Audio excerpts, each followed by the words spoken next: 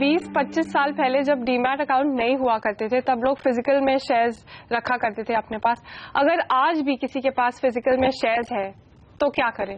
Simple है, आप अपने डिपॉजिटरी पार्टिसिपेंट यानी कि डीपी के पास जाइए, फिजिकल शेयर सर्टिफिकेट दीजिए, एक फॉर्म फिलअप करना होगा। आपके बिहाफ पर डीपी वो शेयर सर्टिफिकेट को कंपनी के पास भेजेगी, कंपनी के रजिस्ट्रार के पास भेजेगी और वो रजिस्ट्रार आपको डीमेट करके उस डीपी अकाउंट में आपको शेयर ट्रांसफर कर देंगे। एक ही बात जो ध्यान में रखने वाली होती है वो ये कि जिस नाम में शेयर सर्टिफिकेट है वही नाम आपके डीमेट अकाउंट का भी होना चाहिए। जैसे मैं अनिल कुमार सिंघवी अगर मेरा बैंक अकाउंट है और मेरा डीमेट अकाउंट अनिल सिंघवी के नाम पे है और शेयर सर्टिफिकेट किसी और नाम पर है, अनिल कुमार विजय कुमार सिंघवी, तो ये ऐसा नहीं चलेगा। तीनों या दोनों अकाउंट, कम से कम डीमेट अकाउंट और जो शेयर सर्टिफिकेट पर नाम है वो अकाउंट सेम होने चाहिए। अनिल सर, सेकेंडरी मार्केट के बारे में काफी डिस्कशन हो गया, लेकिन प्राइमरी मार्केट के बारे में भी आपने बताया कि आईपीओ जो होता है वो प्राइमरी मार्केट में होता है। ये आईपीओ एग्जैक्टली होता क्या है? Initial public offer. कोई कंपनी बाजार में आकर पैसा रेज करना चाहती है और उसकी जो शुरुआत करती है, पहली बार जो कंपनी बाजार में उतरती है उसे आईपीओ कहते हैं, या फिर सिंपल शब्दों में पब्लिक इश्यू कहते हैं। और पब्लिक इश्यू में सारे इन्वेस्टर्स पैसा लगा सकते हैं, आप भी हम भी। उसकी एक प्रोसेस होती है, एक तरीका होता है, उसके माध्यम से आप आईपीओ में निवेश कर सकते हैं। ओके, तो मतलब एक कंपनी आईपीओ सिर्फ इसलिए लाती है ताकि वो बाजार से पैसा उठा सके, या उसके अलावा भी उसका कोई ऑब्जेक्टिव होता है? डेफिनेटली उनके जो एक्सपेंशन प्लान्स होते हैं, आगे जो कारोबार में विस्तार करना चाहते हैं, कुछ जरूरतें होती है, उसके लिए वो बाजार से पैसा उठाना चाहते हैं। और वो उस पैसा उठाने की जो प्रोसेस है उसमें आईपीओ में कंपनियों को करना ही होता है। सेबी जो कि हमारी रेगुलेटर है मार्केट्स की, उनके पास उन्हें जाना होता है मर्चेंट बैंकर्स के जरिए, और मर्चेंट बैंकर्स उन्हें मदद करते हैं आईपीओ लाने में।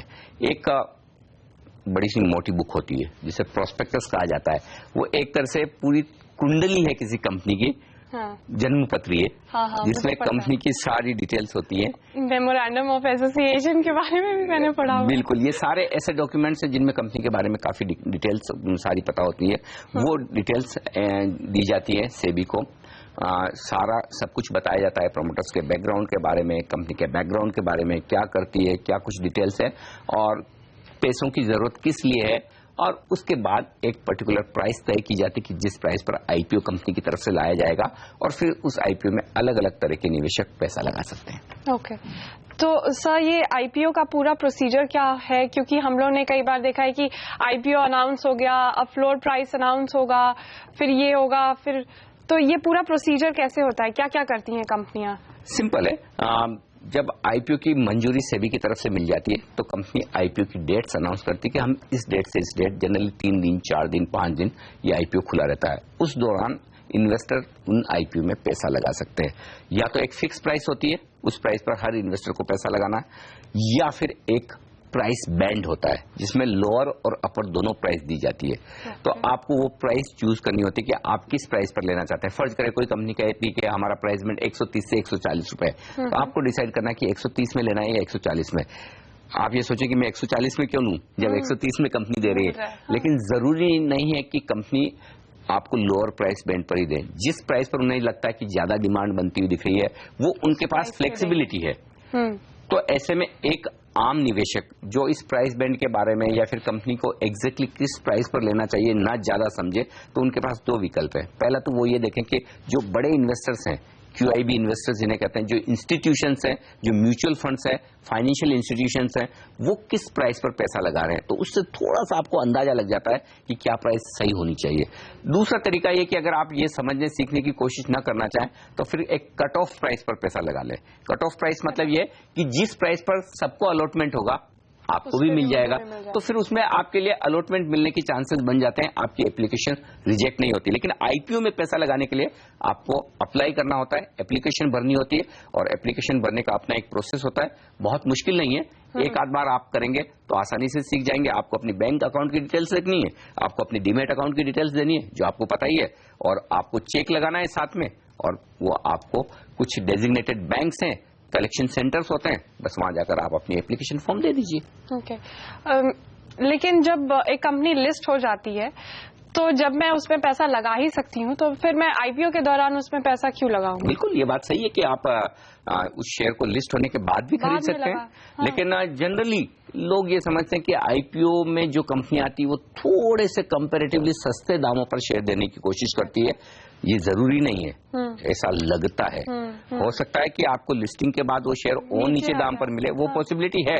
वो मार्केट डिसाइड करता है कि जो आईपीओ आया था वो प्राइस सही थी या गलत, कम थी या ज्यादा। लेकिन अगर आपको लगता है कि जो आईपीओ आया है उसकी प्राइस सही है तो आप पहले लगा लीजिए। आपको लगता है कि नहीं, आईपीओ गलत प्राइस पर आ रहा है, बहुत महंगा है, आप चाहें तो इंतजार कर ले लिस्टिंग का, और लिस्ट उसके बाद आप पैसा लगाएं। जिस भाव पर शेयर सेटल होता हुआ दिखे उसके बाद तो नेचुरली है वो शेयर हमेशा आपके सामने रहने वाला है। तो जब भी आपको ठीक लगे तब खरीदिए। और प्रज्ञा, एक बात और बता दूं, आईपीओ ऑफलाइन तो होता ही है, आईपीओ में भी ठीक दूसरे अकाउंट की तरह ऑनलाइन भी होता है। तो आप चाहें तो सीधे सीधे किसी जो ब्रोकर हैं जो इस आईपीओ में पार्टिसिपेट कर रहे हैं उनकी साइट पर जाकर भी सीधे तौर पर आप एप्लीकेशन कर सकती हैं और अपने बैंक अकाउंट से लिंक कर डायरेक्टली पेमेंट भी कर सकती हैं। और फिर ऐसी सिचुएशन में आपको फॉर्म भरने की जरूरत नहीं। ठीक है, तो अगर मैंने आईपीओ में अप्लाई कर दिया तो उसके बाद जो शेयर्स हैं वो मेरे पास कब आएंगे और मैं मुनाफा कमाने के लिए उन्हें कब बेच सकती हूँ? बिल्कुल, जनरली आईपीओ 2 हफ्तों के बाद लिस्ट हो जाते हैं, 2 से 3 हफ्तों का वक्त लगता है मैक्सिमम।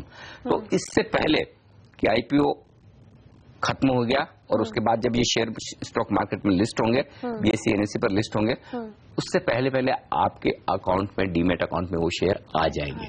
और एक बार आपके डीमेट अकाउंट में शेयर आ गए तो फिर जो हमने पहले चर्चा की, आप जब चाहे वो जिस दिन स्टॉक लिस्ट हो रहा हो पहले ही दिन चाहे तो आप बेच सकते हैं, या उसके बाद जिस दिन जब आपको लगे कि मुझे अब इस शेयर को बेचकर प्रॉफिट कमा लेना है या फिर नुकसान हो रहा है तब भी आप निकलना चाहें, तो एक बार लिस्ट होने के बाद आप कभी भी बेच सकते हैं। लेकिन इस प्रोसेस में लगभग 2 हफ्तों का कम से कम वक्त लगता है। अब कई बार ये होता है कि आप शेयर को जरूरी नहीं कि लिस्टिंग पर पैसा बना ही पाए, तो हो सकता है आपको थोड़ा इंतजार करना पड़ सकता है। कई बार ये होता है कि आपको कम दाम पर अच्छे शेयर मिल गए आईपीओ में, तो फिर आप लिस्टिंग पर भी पैसा बना सकते। तो ये सारे मार्केट रिलेटेड प्राइसेस हैं जो डिसाइड होती है कि किस शेयर में कब कितना मुनाफा बनेगा। एक्चुअली इन पर भी हम चर्चा करेंगे कि किस तरह से आप शेयर चूज करें, किस तरह से पसंद करें, शेयर खरीदने में क्या सावधानियां रखनी चाहिए, बैलेंस शीट किस तरह से पढ़नी चाहिए, कौन सी कंपनी अच्छी है, कौन सी खराब है, फंडामेंटल्स क्या होते हैं, फंडामेंटल्स अच्छे कब होते हैं, खराब कब होते हैं, ये सब आप सुनती होगी प्रज्ञा, राइट? टेक्निकल चार्ट्स, फंडामेंटल्स, ये सब कुछ मैं सुनती रहती हूँ और मैं वंडर करती रहती हूँ कि ये सब एग्जैक्टली होता क्या है। बिल्कुल, तो इन सब पर भी हम चर्चा करेंगे आने वाले एपिसोड्स में।